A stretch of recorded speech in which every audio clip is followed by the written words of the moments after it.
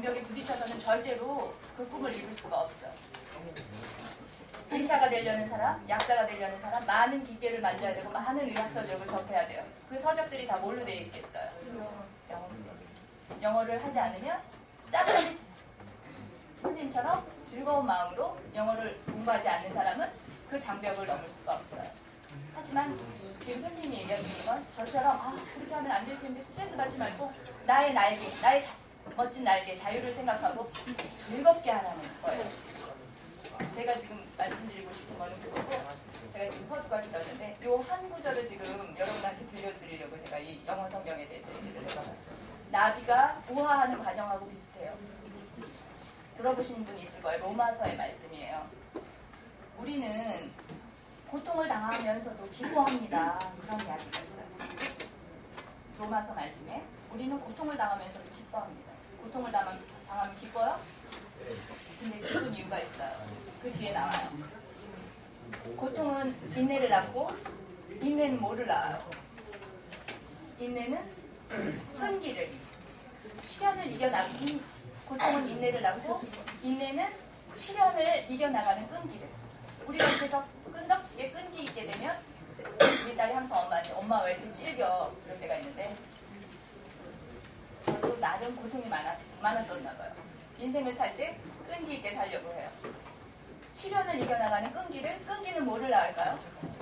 끈기는 희망을 낳고, 그 희망은 우리를 disappointed, 실망시키지 않습니다. 여러분들이 지금 이런 시간들이 헛되지 않아요. 그리고 어떤 분야에서도 실망할 필요가 없어요. 희망을 가지고 있다면 실망할 필요가 없어요. 나비가 돼서 날아갈 수 있어요. 어디서 뛰어내릴 필요가 없어요. 살아있다라는 게 너무나 행복해요. 아시겠죠? 저는 오늘 사실은 많은 말들이 여러분들한테 필요하다고 생각하지 않아요. 약사가 되려면 어떻게 공부해야 되고 어떤 과목을 해야 되고 여러분들이 어떻게 해서 좀 더 빨리 남들보다, 다른 학생들보다 더 빨리 약대에 들어갈 수 있는 그런 키를 가르쳐 드리려고 온 게 아니에요. 그 키에는 반드시 왜? 뭐가 중요한지를 알아야 돼요. 약사가 되는 거 중요하지 않아요. 왜 중요하지 않냐? 여러분의 꿈이니까 중요하죠. 행복하지 않은 사람은 어떤 직업을 가져도 그 직업이 소용없게 돼요. 자신이 행복해야지만 남도 살릴 수 있고 내 가족도 살릴 수 있고 가장 중요한 거, 나 자신을 살릴 수가 있어요. 직업은 그런 의미예요. 여러분이 어떤 생각을 가지고 약사가 되려고 하고 또 다른 무언가를 꿈꾸는지는 모르겠지만, 제가 선생님이 많이 살지는 않았어요. 40년이라는 삶을 살아왔는데 지금까지 생각하고 느껴왔던 건 그거예요. 나 자신이 행복해야 남도 행복하게 할 수 있는 거고, 가장 중요한 거, 내가 사랑하는 사람들, 내 가족들 행복하게 할 수 있는 사람으로 거듭날 수 있다는 거예요. 첫 초반에 들었으면 좋았을 텐데 잠깐만 그래도 한번 들어볼까요? 지루하죠.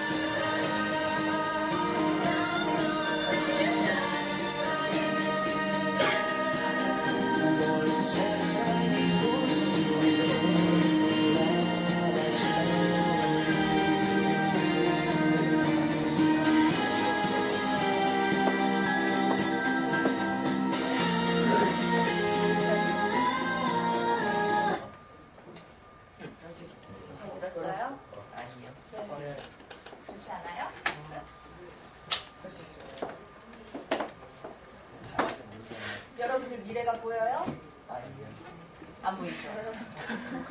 지금 현재만 보이죠? 그래서 현재가 제일 중요한 거예요. 근데 미래가 왜 안 보이는지 아는 사람 들어본 적 있어요? 미래가 왜 안 보이는지.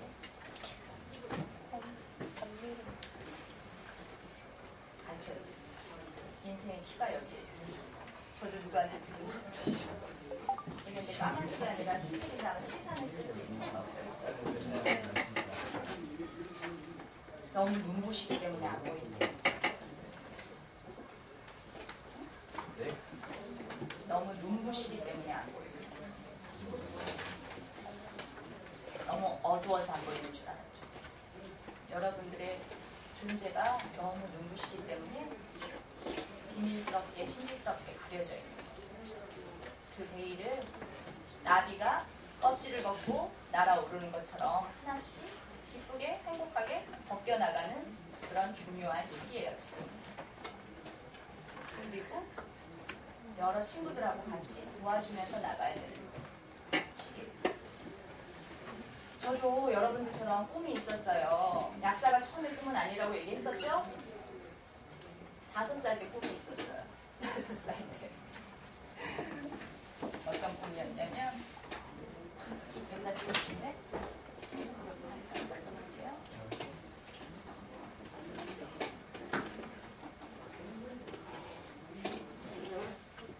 이거 무슨 단어인지 아는 사람? 영어 잘 알아야 된다 그랬지. 내가 이렇게 쓰는 이유는 한자라도 여기서 외우라는 거야. 얼른 흡수해야 돼. 2만 단어를 외워야지만 언어의 장벽을 넘을 수 있어. 지금 너희들 머릿속에 한 몇천 단어는 들어있겠지?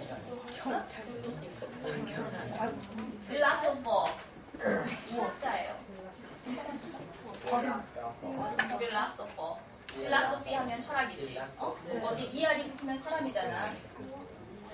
선생님 5살 때 뉴스에서 그거 시장이 나왔다고 아마 누군가 선생님 잘 이끌어줬다면 그랬을 수도 있겠다. 어려서. 이렇게 선생님 꿈이 철학자였는데 왜 철학자였냐면 저는 지금도 그렇지만 아버지를 참 존경해요. 저를 낳아주신 분들이 다 아버지를 존경하죠. 본인한테 생명을 주시는 어머니 아버지를 존경하지 않는 사람은 이 세상에 의미가 어떤 건지 잘 깨닫지 못하고 죽음을 맞게 돼요. 저에게 생명을 주신 것조차 그 이유 하나만으로도 만약 나를 낳고 돌아가셨다 하더라도 너무나 그것 자체가 존경스러울 일이죠. 그런데 저희 아버지는 이렇게 어린 저에게 삶의 지침이나 어떤 제가 인생을 어떻게 살아가면 좋을지 예로 치과에서 이제 이를 만약 꼽으러 갔다 하면 제가 이제 기다리지 못하고 저 어떤 학생처럼 하품을 하고 잘 인내하지 못해요. 어려서. 그러면 저희 아버지 그러셨어요. 잘 기다릴 줄 아는 사람이 잘 기다릴 줄 아는 사람이 인생을 잘 살 수 있는 사람이야. 정민아, 그 기다림은 정말 소중한 거고 잘 기다릴 줄 알아야 돼. 이제 이런 얘기들을 하세요. 그럼 저 어려서부터 보아하던 아버지의 그런 모습이 너무 좋아 보였어요. 그래서 어느 날 아빠한테 물었어요. 아빠처럼 사람들을 순화시키고 교화시키고 좀 더 이 세상을 밝게 만들고 어떤 좋은 생각들을 해내고 그런 생각들을 퍼뜨려서 사람들을 밝게 만드는 그런 직업이 뭐예요? 하고 물어봤더니 철학자란다 하고서는 말씀해 주셨어요. 그래서 5살 때 그럼 나는 철학자가 돼야 되겠다 그런 생각을 했는데 그런 살면서 그런 역할을 할 수 있었던 것 같아요. 제가 어쨌든 어려서도 성경이라는 걸 많이 읽고 친구들한테 그런 얘기들을 해주면서 컸고 지금까지도 그런 것들이 이어져서 제가 이 자리도 서서 여러분들처럼 예쁘고 멋진 사람들 만나게 되는 계기가 됐을 것 같아요. 꿈이 이루어진 것 같아요. 필라소퍼, 철학자, 꿈은 계속 꾸어나가고 있을 거고요. 그리고 제가 초등학교를 들어갔어요.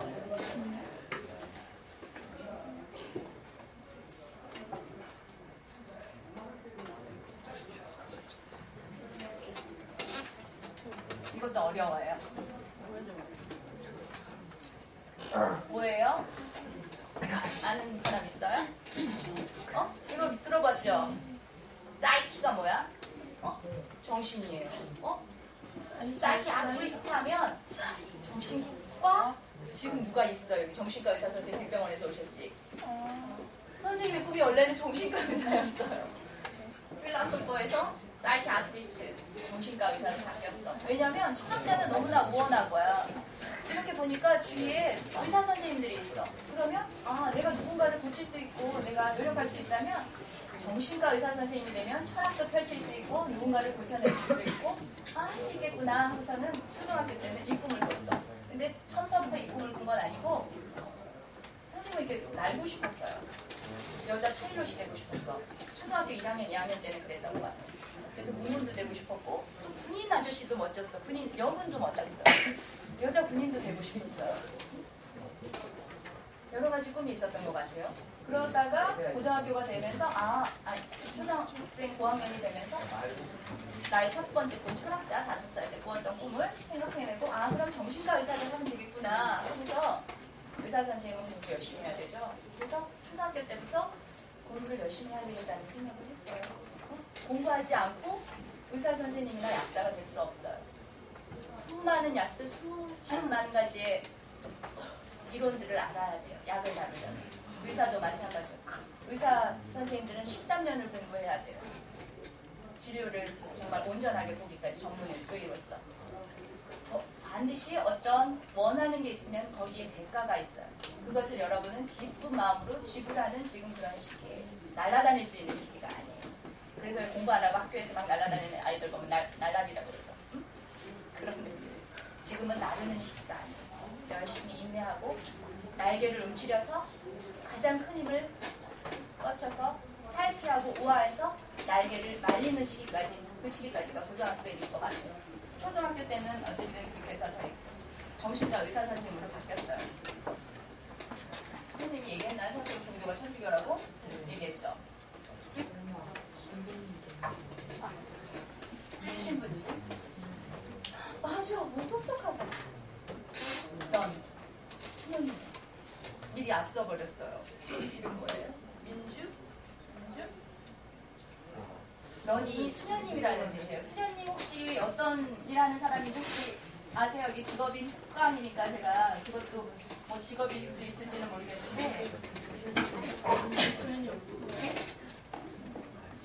수녀님도 마찬가지예요. 철학을 가지고 결혼하지 않아요. 수녀님은 하느님과 자신과의 어떤 그런 순결 의무를 지켜야 되는 그런 사람이에요. 결혼하지 않고 기도 중에 인류를 위해서 기도하고 또 아이들을 교육하고 어른들 성장해서 훈화시키고 그런 일들을 하시는 수도자를 여자 수도자를 넌이라 해요. 결혼을 안 해요? 수녀님이 결혼을 안 해요? 결혼 안 못해요. 신부님 천주교에서는 목사님처럼 결혼할 수 없어요.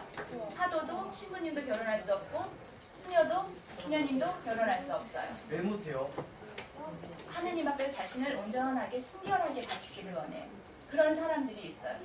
실제로 여기 서 있는 선생님도 중학교 때는 그 꿈을 꿨어요. 나는 하나를 더 더한 거죠. 사이키아트리스트, 정신과 의사에 넌 사이키아트리스트. 수녀 정신과 의사가 되면 되겠구나. 그런 생각을 꿈꿨어요. 그리고 고등학생이 됐어요. 여러분처럼 중학생 과정을 거쳐서 고등학생이 됐는데 어느 순간 그런 생각이 들더라고요. 사람은 약속한 거는 꼭 지켜야 되잖아요. 직업도 마찬가지인 것 같아요. 사랑하는 사람을 만날 것 같은 그런 생각이 들었어요. 그럼 사랑하는 사람을 만났는데 결혼 안 하고 그렇게 해서 만약 나의 어떤 꿈을 위해서 한다 그러면 그거는 맞지 않을 것 같은 생각이 들어서 초등학교를 지나서 여기는 중학교고 고등학교 때는 이 넌이 빠졌어요. 넌이 빠지고 그냥 정신과 의사의 꿈만 키워갔어요. 다시 돌아갔어요. 정신과는 어떻게 해야 된다고요? 그거 되려면? 의사나 약사 어떻게 해야 된다고요? 13년 동안 의사를 공부해야 되고 약대 가려면 중학교, 고등학교 때 남들 놀 때 다 놀면서 날아다니면 안 돼, 날라리처럼 공부해야 돼.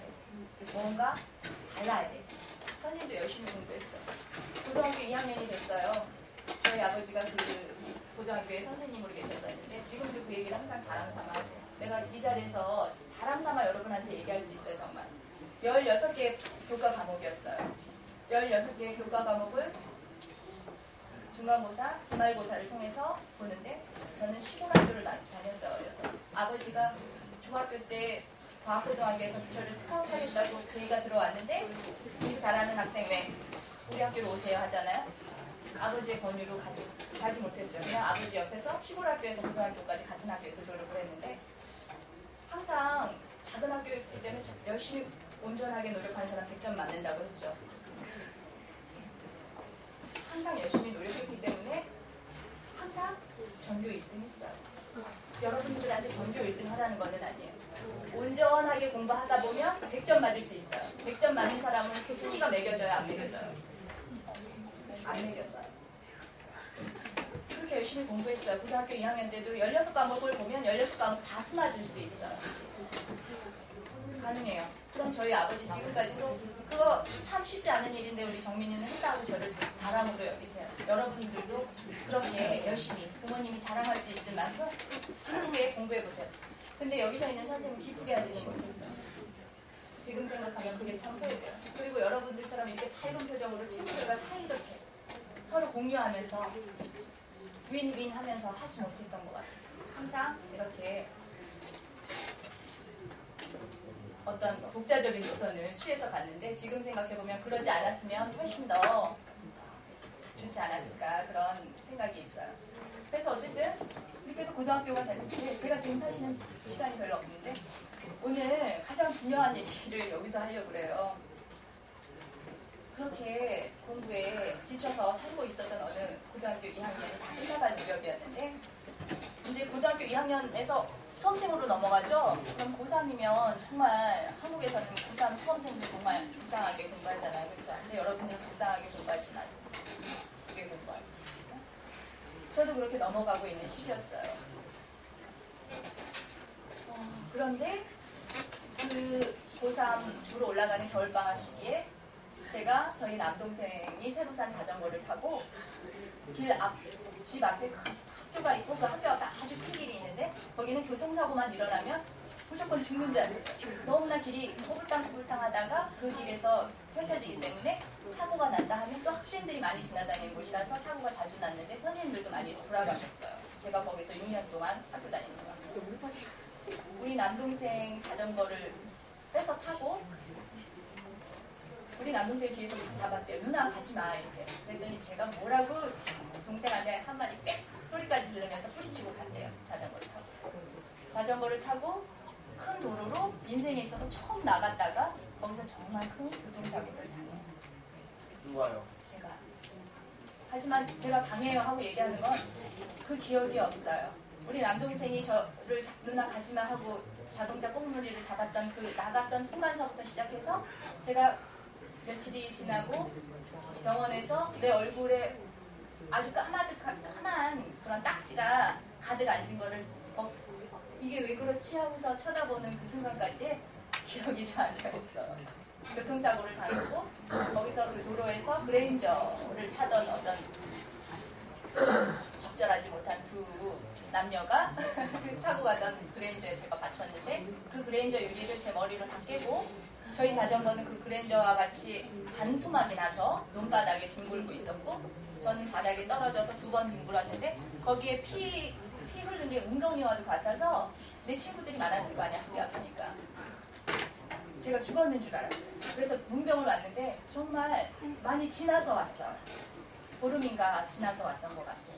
잘 몰라 죽었다라고 생각해서 피가 너무나 많이 내 몸에서 흘러나왔기 때문에. 그런데 너무나 신기하게 저는 그 기억이 없고 그런 교통사고 당한 기억이 없고 그냥 병원에서 의식이 깨어났어요. 그래서 그 병원에서 어떤 신기한 체험을 제가 하게 되는데 제가 그거 신기한 체험을 마지막으로 얘기 드리고 끝내야 되는데 얘기가 많이 길어졌어요. 그 병원에 제가 입원했을 때 저는 이제 머리에서 피가 많이 나왔는데 CT 촬영으로도 이상이 없었고 뼈도 한 군데도 부러지지 않았어요. 머리 가죽만 찢어졌던 거예요. 그런데 그 병원에 입원한 어떤 신혼부부가 이제 교통사고 환자들이 같이 모여있는 그런 병실이었는데 6인실이었어요. 그 신혼부부는 저처럼 그렇게 행운이 깃들지 않아서 여자분을 간호할 수 있는 정도만 다쳤고 여자분은 두개골이 함몰됐어요. 정말 예쁘신 분이었는데 이렇게 눌려 있어요. 그런데 이제 중환자실에서 일반 병실로 그래도 어쨌든 위기를 넘겨서 올라오셔서 식물인간 상태로 어쨌든 저랑 같은 일반 병실에 눕고 있었어요. 근데 그날 어느 날 밤 저녁에 그분이 이제 뇌를 다치면 사람이 간질, 에필랩시라고 하는데 간질 발작을 일으켜요. 뇌를 다치면 자기 마음대로 행동하지도 못하고 생각하지도 못해요. 근데 선생님은 다행히 그렇게 크게 교통사고가 났는데 그랜저 유리를 다 깨고 바닥에서 뒹굴었지만 깨지지 않았어요. 어떤 이유에서 깨지지 않았는지. 근데 그분이 하여튼간 뇌가 그렇게 함몰되어 있었고 어느 날 잠을 자는데 에필랩시 발작을 일으켰어요. 거품을 막 물면서 새벽 2시였는데 온 병실의 보호자와 환자 6명을 다 깨웠어요. 새벽 2시에. 사람들이 너무 공포에 질려서 그분이 막 괴성을 지르면서 발작을 일으키는 바람에 중환자실 간호사분들하고 선생님들이 오셔서 그분을 중환자실로 다시 옮겨갔어요. 그리고 그 다음날이 됐어요. 다시 새벽 2시가 됐어요. 근데 저는 항상 한쪽 벽 구석에 이렇게 자고 1명, 2명, 3명, 1명, 2명, 3명 이렇게 저는 이쪽에서 항상 잤어요. 벽을 보고 이렇게 있는데 이쪽엔 TV가 있고 가운데 제 눈이 떠져 있는데 한 사람이 보이는 거예요. 검은 상복을 입은 아주 키가 큰 그런 죽음의 사신 같은 사람이었어요. 저희 엄마는 여기 보조 침대에서 평상시와 같이 자고 계셨어요. 다른 분들도 새벽 2시니까 다 고나게 잠들었죠. 하지만 저만 눈을 뜨고 있었어요. 꿈이었을 거예요. 꿈이었는데 그 모든 걸 이제 보고 있는 거죠. 이 모든 병실이 보이는 거죠. 그리고 환시로 그런 사람이 서 있는 게 보였어요.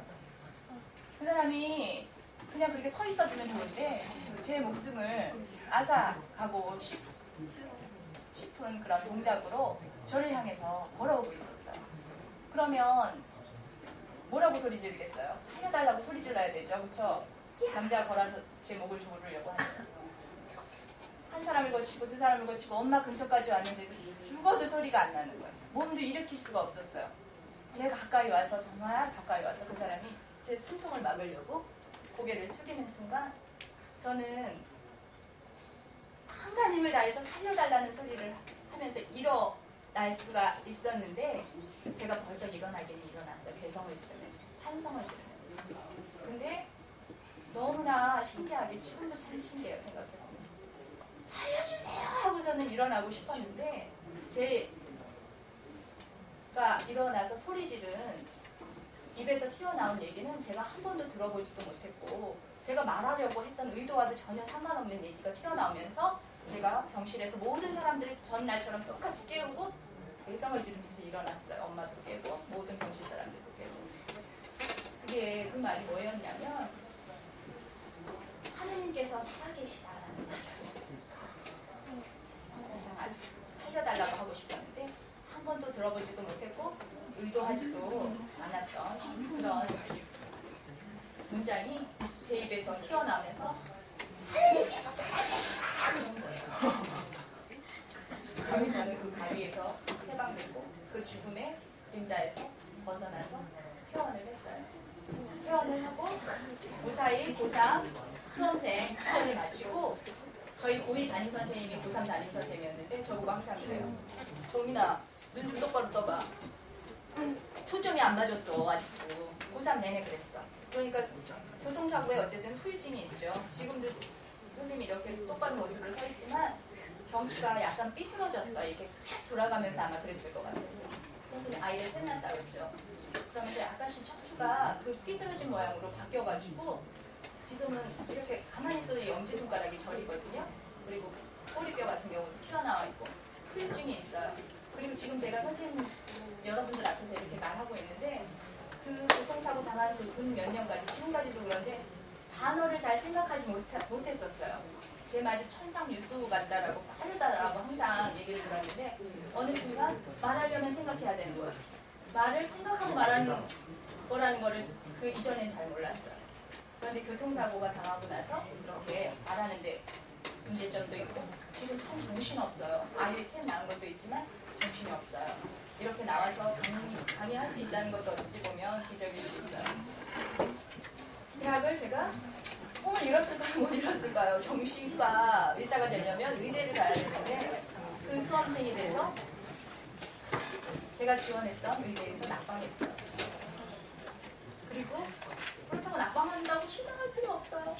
살아있는 한 실망할 필요 없다 그랬죠. 뛰어내릴 필요 없다 그랬죠. 살아있는 게 가장 눈부실 만큼 아름답기 때문에 그 이상의 행복을 가져다 줄 수 있는 건 아무것도 없어요. 꿈도 그 다음이에요. 살아있기 때문에 꿈꿀 수 있는 거예요. 재수를 했어요. 다른 분들 다 하시듯이 재수를 했는데 재수를 해도 의대를 가지 못했어요. 왜 의대를 못 갔냐? 저희 아버지를 항상 저는 이렇게 말을 잘 들었어요. 부모님 말을 잘 들었어요. 저희 언니가 강원대학교 약학대학 4학년을 다니고 있었어요. 대학원을 다니고 있었어요. 근데 저희 아버지가 내가 이제 지원하려는 원주 연세대 캠퍼스에 의대가 있거든요. 원주 연세대 본대에도 의대가 있지만 원주 연세대 지방대에도 의대가 있어요. 저는 지방대 정도 의대 약대 갈 수 있는 수준으로 공부를 했어요. 그 정도 수준은 돼서 교통사고를 당했지만 그래서 원주 연세대 의대 지원해서 나는 의사의 길을 가면 되겠구나 이렇게 생각하고 있었는데 아버지가 복수 지원이 넌 지금 가능하지 않니? 그러면서 그냥 안전하게 언니가 다니고 있는 강원대 약대도 원서를 내봐라 그런 거예요. 저는 학력고사 시대예요. 2, 3학번은 학력고사 시대에서 복수 지원이 가능하지 않았어요. 근데 선생님은 재수를 했다고 했죠. 재수를 했기 때문에 수능을 다시 또 재공부를 해서 재수를 했어요.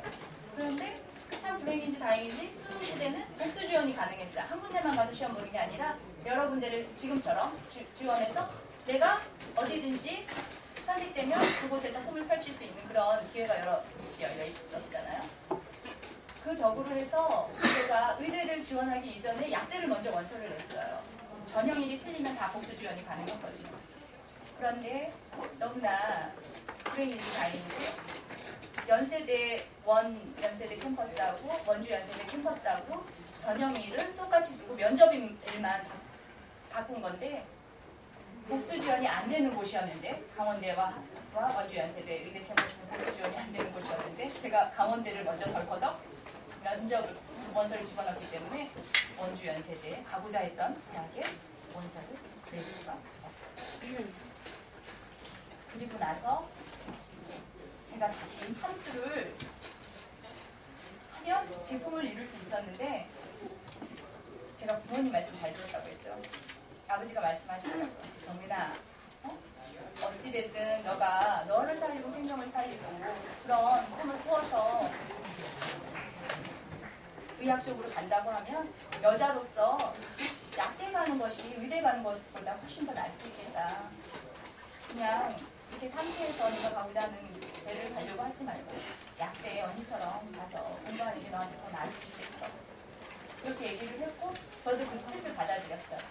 그런데 간혹 제가 꿈을 꾸면 울다 깨요. 의대를 지원하러 가야 되는데 차가 막히고 그래서 결국은 지원을 못해서 주저앉아서 우는 꿈을 간혹 꾸는 걸 보면 저도 아마 그 꿈에 대해서 다 날개를 덮지는 못했었나 봐요. 기회가 된다면 공부를 해서 심리적으로 공부해서 그런 방향으로 노후는 갈 수 있으면 어떨까 그런 꿈도 꿔보기도 합니다. 그래서 마지막 저의 꿈인 여러분들의 꿈인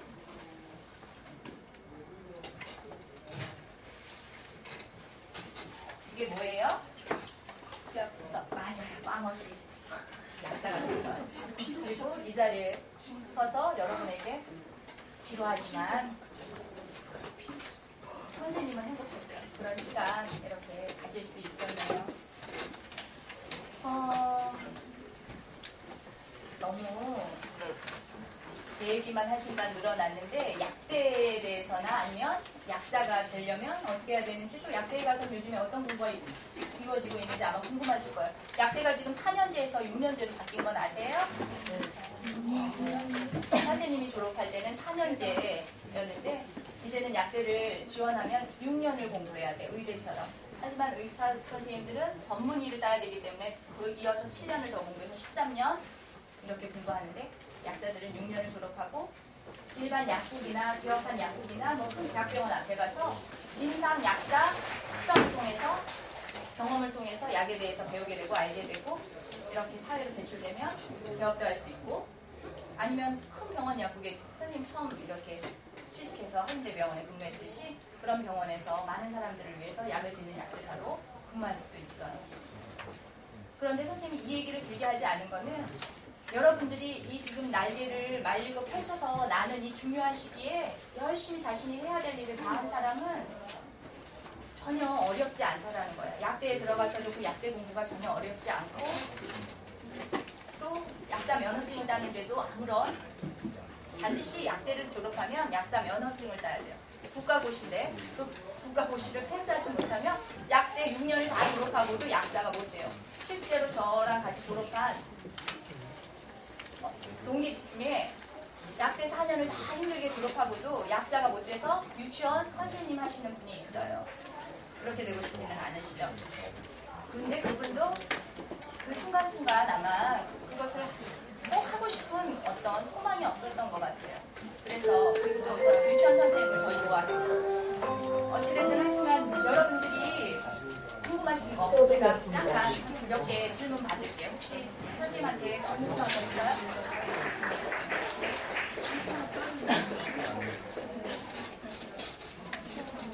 너무 잘 들었어요? 네. 더 이상 궁금한 게 없이 마음에 콱 와서 안겼어요? 네. 대답해줘서 고마워요. 오늘 덕분에 너무 행복한 시간이었어요. 감사합니다.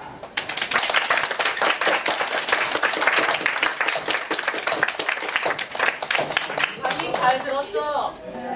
오늘 여기 강의들 수강을 듣고 인상 깊었던 뭐 그런 한마디를 여기다가 갈 때 적어주고 가시면 좋겠어요. 네, 수고하셨다고 다시 한번 박수 드리겠습니다.